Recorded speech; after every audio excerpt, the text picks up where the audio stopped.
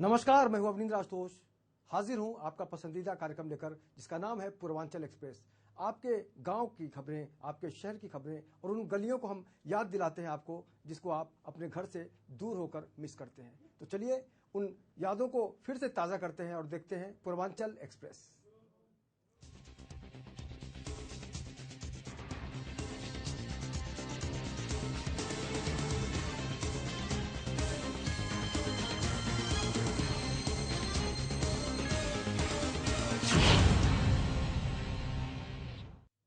तो आपके घर आंगन से आपके अपनों का हाल लेकर हम चलते हैं आगे और आपको भी लेकर चलते हैं पूर्वांचल एक्सप्रेस के जरिए और बढ़ाते हैं गाड़ी और उतरते हैं खबरों के एक एक स्टेशन पर।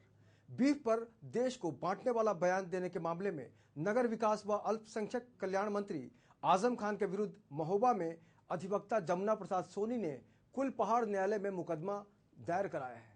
जूनियर डिवीजन जज अंकित गोयल ने मुकदमे को मंजूर कर मामले में 27 नवंबर की तारीख लगाई है। आजम खान ने बीफ पर बोलते हुए कहा था कि आधे देश को सजा दे दो और गोमांस खाने वाले देश छोड़ दें तो जाए कहां। अब इस बयान के बाद आजम खान की मुश्किलें बढ़ती हुई नजर आ रही हैं।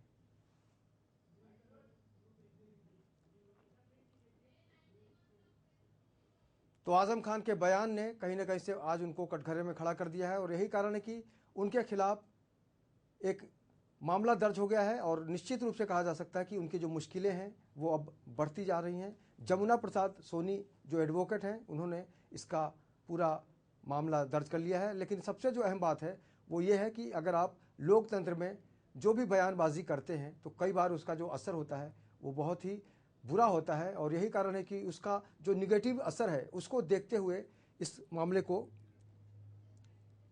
सामने लाने की कोशिश की गई है। और अधिवक्ता जमुना प्रसाद सोनी ने कुलपहाड़ न्यायालय में मुकदमा दायर कर दिया है ताकि आने वाले दिनों में जो भी भविष्य है तो नेताओं को भी कहीं ना कहीं से सबक लेना चाहिए। और जिस तरह से आजम खान फंसते हुए नजर आ रहे हैं तो निश्चित रूप से कहा जा सकता है कि वाकई जो भी बयान लोग देते हैं, खासकर अगर हम राजनीतिज्ञों की बात करें, तो एक बार वो ज़रूर सोच लें कि वो जो बोल रहे हैं उसका कितना असर पड़ने वाला है समाज पर।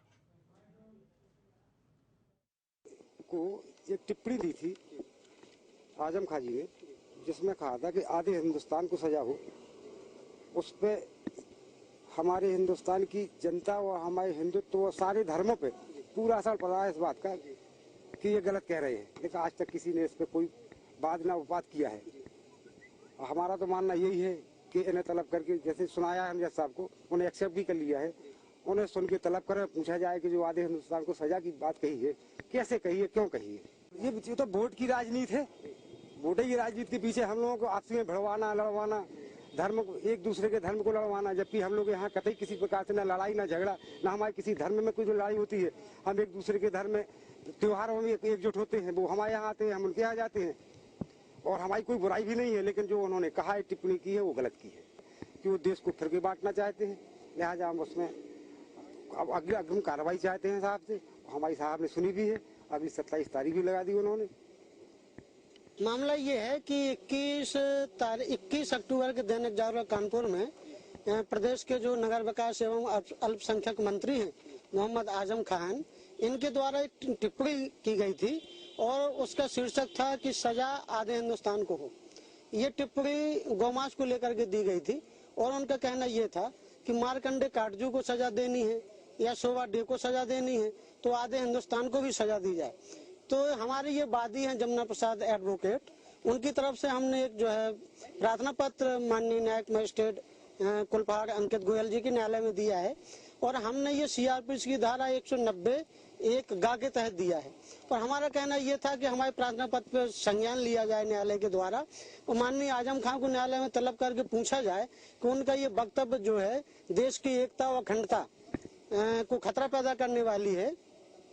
और उन्होंने जो ये कहा है कि आधे हिंदुस्तान को सजा हो, तो हमारा कहना यह है कि जैसे हम गौमांस नहीं खाते हैं, हमें ये बताया जाए कि सजा आधे हिंदुस्तान को होनी है तो मद्रास, तमिलनाडु, केरला को होनी है या उत्तर प्रदेश, बिहार, पंजाब, किस राज्य को होनी है।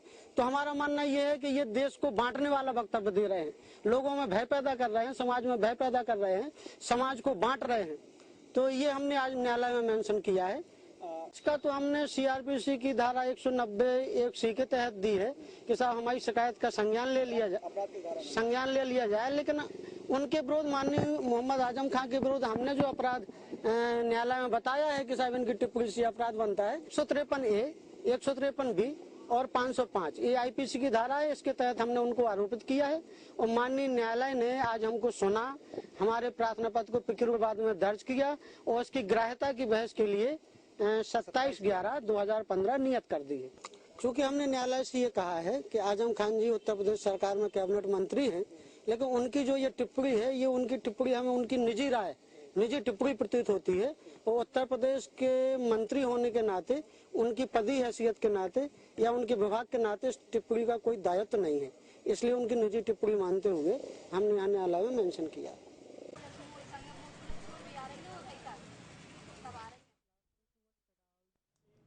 महोबा के बाद अब बात करेंगे बस्ती की।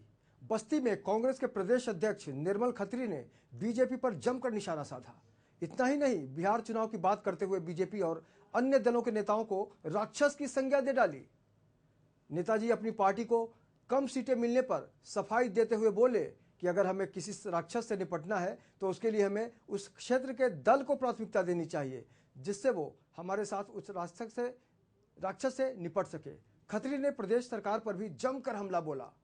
उन्होंने कहा कि इस सरकार को जल्द ही दफन कर दिया जाएगा। प्रदेश सरकार को निकम्मी सरकार बताते हुए मंत्रियों पर भी उन्होंने जमकर तंज कसे।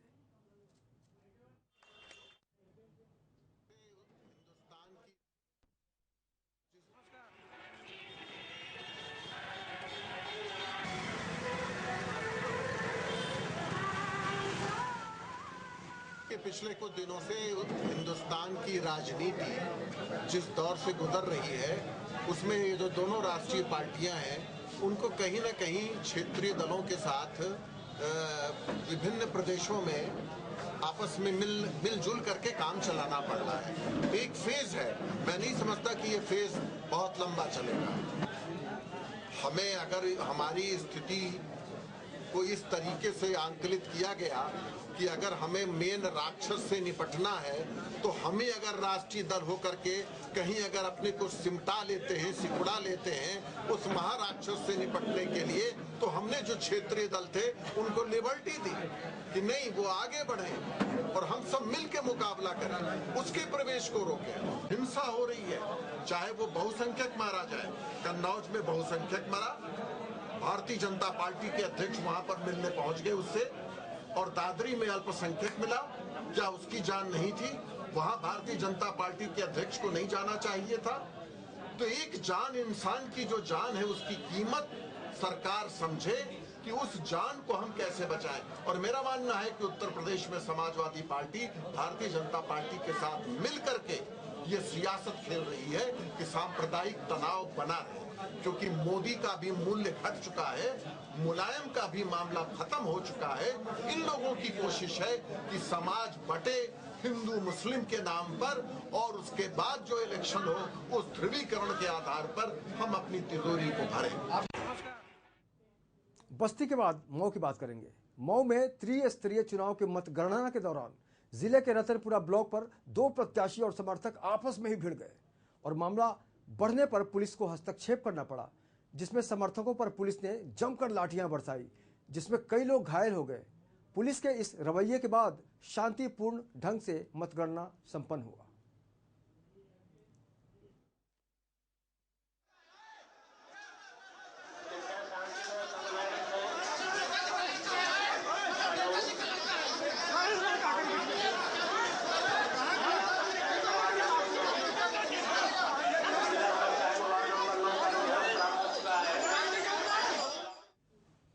तो मतगणना को लेकर जिस तरह से विवाद सामने आया, तो कहीं ना कहीं से कुछ न कुछ गड़बड़ी की आशंका रही होगी। यही कारण है कि लोगों ने विवाद शुरू किया, और निश्चित रूप से कहा जा सकता है कि जब इस तरह का विवाद होता है तो सबसे बड़ी समस्या ये खड़ी हो जाती है लॉ एंड ऑर्डर की। और जाहिर है इसी कारण से पुलिस ने लाठियां बरसाई, और जो कार्यकर्ता प्रत्याशी को जो समर्थक थे वो जब आपस में भिड़े तो अब उनको अलग अलग करने की जो पूरी जिम्मेदारी थी वो पुलिस के कंधों पर थी। लेकिन सबसे अहम सवाल है कि मतगणना के दौरान इस तरह की स्थिति आखिर उत्पन्न ही क्यों होती है।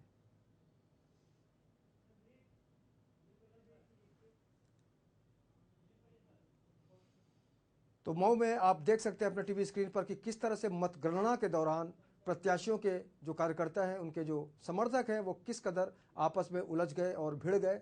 और यही कारण है कि पुलिस को लाठियों के साथ उनका जो झगड़ा था उसको शांत कराना पड़ा। और निश्चित रूप से कहा जा सकता है कि वाकई इस तरह की स्थिति को देखकर कहा जा सकता है कि सुरक्षा व्यवस्था किस कदर वहाँ पर नगण्य थी। और यही कारण है कि जिस तरह से विवाद सामने आया, जिस तरह से ये भिड़ंत हुई, तो अगर पहले से तैयारी की जाती तो हो सकता है कि इस तरह की तस्वीरें सामने ना आती।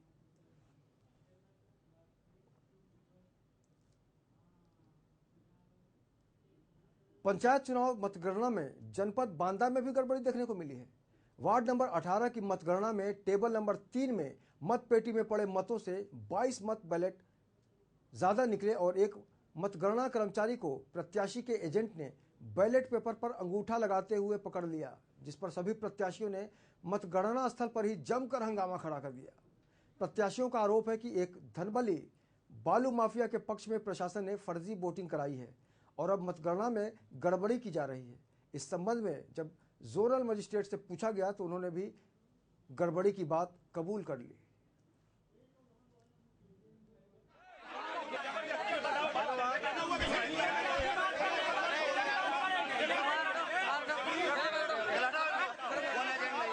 कौन से अधिकारी हैं? सचिव हैं। टेबल नंबर 3 पे जो वार्ड नंबर 18 का टेबल नंबर है, जिसमें खोल रहे थे, एक पेटी खोली गई जिसमें लिखित में 532 वोट, जो वहाँ बूथ पे स्कूल पे जहाँ पे वोट पड़े वहाँ से जो मत पेटी आई उसमें जो वो था लिखा गया था तो 532 वोट यहाँ। और जब मौके पे खोला गया उसको दिखा तो निकले उसमें 558 वोट। इस प्रकार की जानलेकर थी यहाँ, जिसकी मैंने शिकायत भी की। आए डीएम साहब आए, उनको लिखित दिया जो है, तो यहाँ पहले जो टेबल में आरओ बैठे थे, आरओ के टेबल में हमने जो है वो किया। डीएम साहब भी आए, उन्होंने कहा कि ये लिखने पे गलती हो सकती है। इस तरीके की जो है तो यहाँ पे गड़बड़ियाँ हुई, गड़बड़ी की गई, मतपेटियों पे फर्जी जो है वोट डाले गए। क्या किस तरह की गड़बड़ी है ये तो बता। गड़बड़ी नहीं, कोई गड़बड़ी नहीं की? कोई गड़बड़ी नहीं। अभी तो आप कह रहे थे कि कुछ गड़बड़ी हुई है। हाँ, गड़बड़ी कही हमने की। कहा नहीं कि वो मतपेटी में लिखने में गलत हो गया? ये मतपत्र लेखा जी, किसी एक में अगर गलती हुई है तो कोई आरोप नहीं होती है, लिख की त्रुटि होती है, लेकिन एक्चुअल जो होता है वो मतलब सील पेटी मिली, सील पेटी खोली गई, नहीं गलती नहीं हुआ। गलती क्या होता ही ऐसा।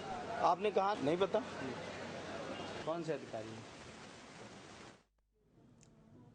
तो वाकई जिस तरह से यहाँ पर भी गड़बड़ी हुई है, ऐसे में समझा जा सकता है कि वाकई किस तरह से यहाँ पर प्रशासन की तरफ से व्यवस्था की गई थी। क्योंकि जब मजिस्ट्रेट साहब अपनी बातों से पलटने लगते हैं तो कहा जा सकता है कि वाकई उनकी बात में किस कदर खोट है। और यही कारण है कि जो उनकी जिम्मेदारी होती है सुरक्षा को लेकर या फिर उस पूरी व्यवस्था को लेकर, उसमें कहीं ना कहीं से उनकी जिम्मेदारी बिल्कुल साफ साफ बचती हुई नजर आती है।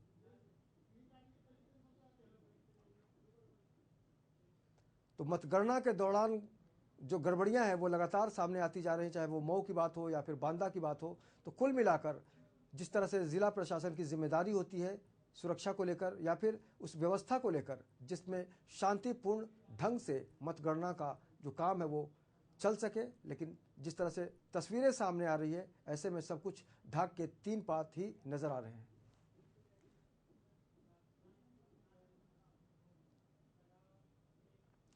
चुनाव में जो लोग भी खड़े होते हैं वो चाहते हैं बस किसी कीमत पर हम जीत लाएं। खासकर यूपी बिहार में तो यही होता है। लेकिन सरकार का काम है, प्रशासन का काम है कि मतगणना के बाद जो भी सच्चाई है वो सामने आए। फिलहाल वक्त हो गया एक छोटे से ब्रेक का।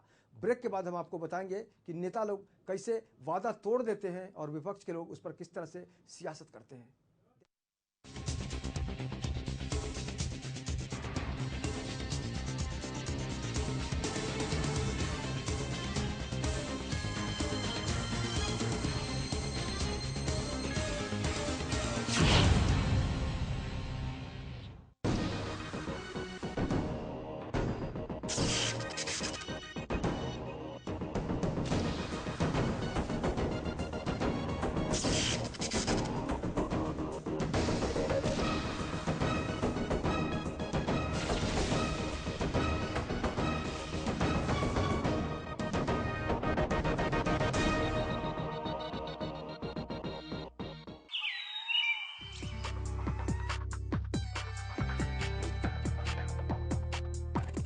आपके पास विकल्प होता है, चाय बनाएंगे या फिर कॉफी, कपड़े नीले या फिर सफेद, लेकिन मेरे पास कोई विकल्प नहीं है।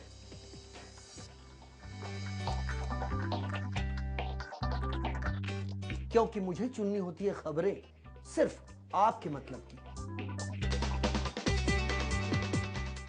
जिसका होता है आपसे सीधा सरोकार। लेमन गुड मॉर्निंग शो मेरे साथ सिर्फ लेमन न्यूज पर। लेमन टीवी अब इसलिए हिट हो जाएगा पूरे महाराष्ट्र में और पूरे देश में, क्योंकि वो पूर्वियों की आवाज बनने जा रहा है, पूर्वियों की भाषा को तवज्जो देने जा रहा है। इसलिए मेरी शुभकामना भी है और आशा है कि सुपरहिट लेमन होगा। जी नमस्कार, मैं सुरेश शुक्ला, गायक संगीतकार। पूर्वांचल एक्सप्रेस के समस्त दर्शकों को बहुत बहुत बधाई देता हूं। उत्तर प्रदेश, बिहार, तमाम अपने गांव जवार की न्यूज़ देखें, खुश रहें। धन्यवाद। मैं हूं निर्माता, निर्देशक और संगीतकार राजकुमार पांडे और आप सब देख रहे हैं पूर्वांचल एक्सप्रेस। और मैं बहुत सारी शुभकामना देता हूं कि चैनल उस तरह चले, प्रोग्राम उस तरह चले जिस तरह से गंगा जमुना का धारा चलता रहता है, निरंतर बहता रहता है, उसी तरह ये जो एक्सप्रेस है ये अपने आप में एक रफ्तार में चलता रहे। धन्यवाद।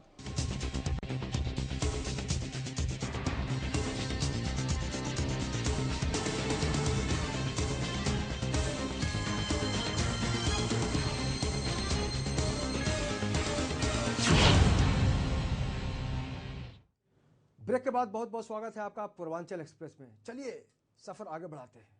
बांदा के सब्जी मंडी में हुए भीषण अग्निकांड का जायजा लेने नेता विपक्ष नसीमुद्दीन सिद्दीकी बांदा पहुंचे और अग्निकांड से पीड़ित दुकानदारों से मुलाकात कर पूरे मामले की जानकारी विस्तार से ली और दुकानदारों को प्रदेश सरकार से उचित मुआवजा दिलाने का पूरा आश्वासन दिया। इसके अलावा सब्जी मंडी में आग लगने के कारणों की उच्च स्तरीय जांच कराने की भी उन्होंने बात कही। नसीमुद्दीन सिद्दीकी ने सपा के कद्दावर नेता शिवपाल यादव और अहमद हसन पर वादा खिलाफी का आरोप लगाते हुए उन्होंने कहा कि कुछ समय पहले भी अग्निकांड हुआ था और इन दोनों नेताओं ने यहां आकर अग्निकांड से पीड़ित दुकानदारों को मदद देने का वादा किया था, लेकिन वो अपने वादे से मुकर गए और उन्होंने आज तक पीड़ितों की कोई मदद ही नहीं की। सब्जी मंडी में आग कैसे लगा? ये आग लग जाती है या लगाई जाती है, ये जांच करेंगे और हम सरकार से चाहेंगे कि इसकी जुडिशियली जांच करें।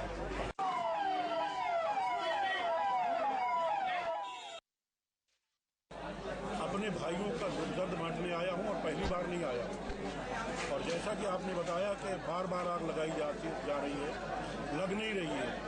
ये जो प्रथम दृष्टया देखने में मैंने महसूस किया है कि ये किसी की साजिश है।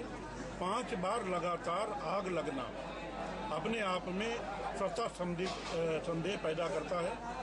ये एक जांच का विषय है, इसकी जुडिशियली जांच होनी चाहिए और जुडिशियल जांच में जो तथ्य निकल करके आते हैं उसमें उन तथ्यों के आधार पर दोषी के विरुद्ध कार्रवाई होनी चाहिए। और इन सब्जी व्यापारियों को जो चलने में नुकसान हुआ उसमें आर्थिक मदद सरकार को करनी चाहिए, चाहे वो पार्टी के फंड से करें जैसा बीएसपी ने किया था या सरकारी फंड से करें। और जैसा कि समाजवादी पार्टी के 2 कद्दावर मंत्री श्री शिवपाल यादव, श्री अहमद हसन पिछले समय जब आग लगी थी तो यहाँ आए थे और वादा करके गए थे कि हम आपकी मदद करेंगे। आपके लिए अगर हमारी सरकार बनी सपा की उत्तर प्रदेश में तो पक्की दुकानें बनवा के देंगे, बोरिंग करा के देंगे। तो अब वो अपने वादे पे कायम रहे, बोरिंग करा के दें, पक्की दुकानें बनवा के दें और जो सामान जल गया है, जो हानि हुई है, उसका जो सर्वे कराया गया है उसके आधार पर प्रत्येक व्यापारी को उसका हर्जाना, उसका मुआवजा दें, वरना अपनी बात पे वो कायम नहीं रहे। वो तो यही बात है करनी और कसनी में बहुत। तो सरकार के ऊपर सीधा सीधा आरोप लगाया है 2 कद्दावर मंत्रियों के ऊपर। जिस तरह से विपक्ष की तरफ से नसीमुद्दीन साहब ने जो आरोप लगाए हैं उसके पीछे समझी जा सकती है कि उनकी किस तरह की भावनाएं हैं, किस तरह से वो जज्बाती हो रहे हैं। क्योंकि अगर वो दावा करते हैं कि वो मुआवजे की राशि तो दिलवा देंगे, साथ ही साथ सरकार से मदद दिलवा देंगे, तो निश्चित रूप से कहा जा सकता है कि वाकई इस पर अगर कोई सियासी चाल चलने की कोशिश करता है तो जनता को बहुत ज़्यादा तकलीफ होती है। ऐसे में वाकई सारे भेदभाव को भुलाकर इनको ज़रूर मदद करनी चाहिए, चाहे वो सरकार की तरफ से हो या फिर किसी की भी तरफ से, क्योंकि अगर इस पर सिर्फ राजनीति होती रहेगी तो समझा जा सकता है कि इस तरह के अग्निकांड की जो कहानी है वो आने वाले समय में भी दोहराई जा सकती है।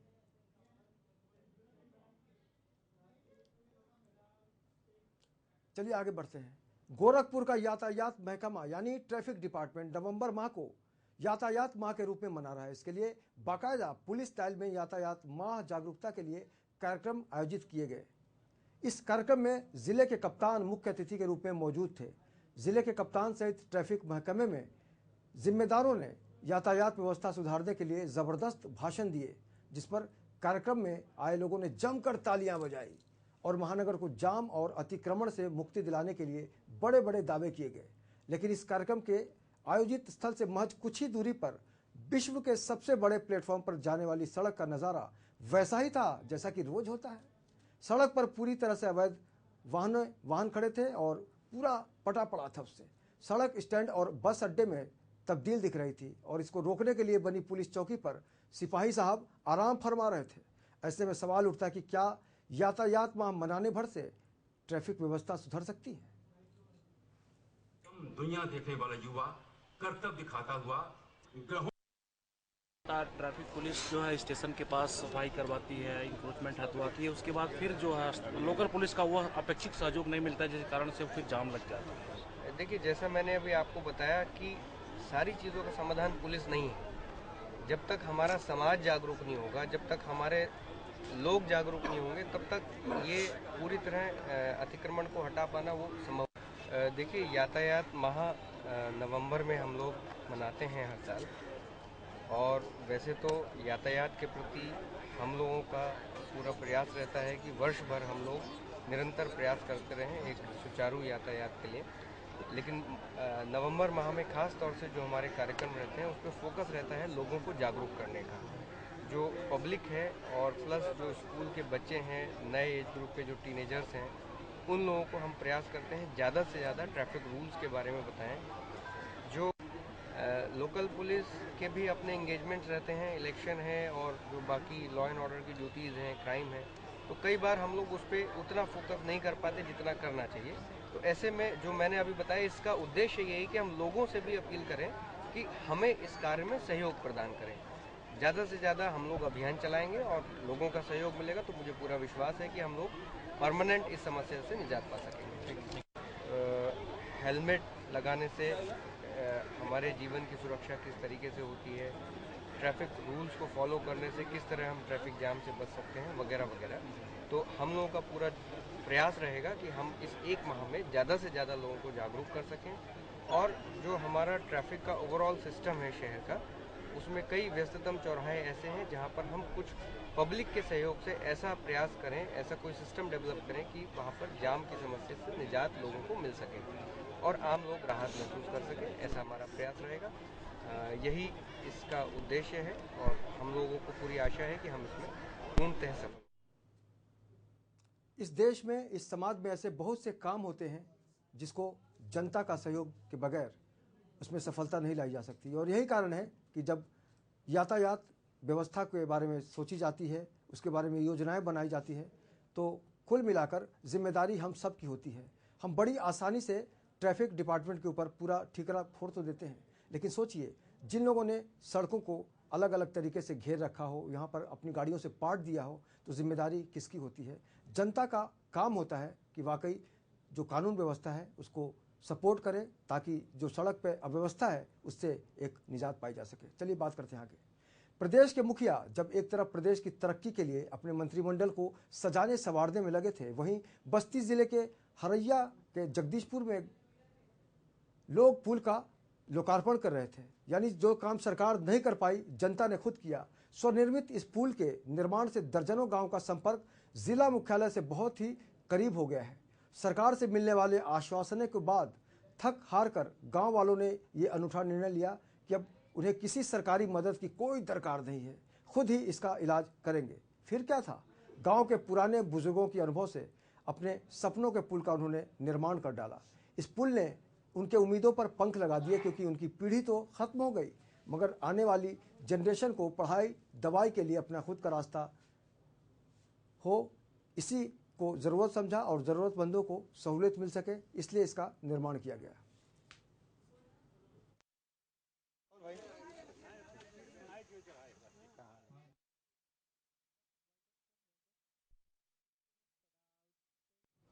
तो समाज को सुधारने का काम सरकार की जिम्मेदारी जरूर होती है, लेकिन जब सरकार की तरफ से पूरी तरह से उदासीनता दिखने लगे या फिर हमारे मन में कुंठित भावनाओं का बीजारोपण हो जाता है, तब हमारे अंदर से एक जज्बा निकलता है और वही कुछ न कुछ एक संदेश देने का काम करता है। जिस तरह से गांव वालों ने मिलकर पुल का निर्माण किया, जाहिर सी बात है उनका पूरा भरोसा सरकार पर से हट गया था, लेकिन सबक यही है कि आप अपने ऊपर भरोसा रखिए। जब आपको खुद के ऊपर भरोसा होगा तो आप समाज को सुधार सकते हैं। आज के पूर्वांचल एक्सप्रेस में बस इतना ही। कल फिर हाजिर होंगे आपके गांव की उन खबरों के साथ जिसको आप बहुत दूर से मिस करते हैं। तो रोज रोज देखते रहिए पूर्वांचल एक्सप्रेस और मुझे दीजिए इजाजत। नमस्कार।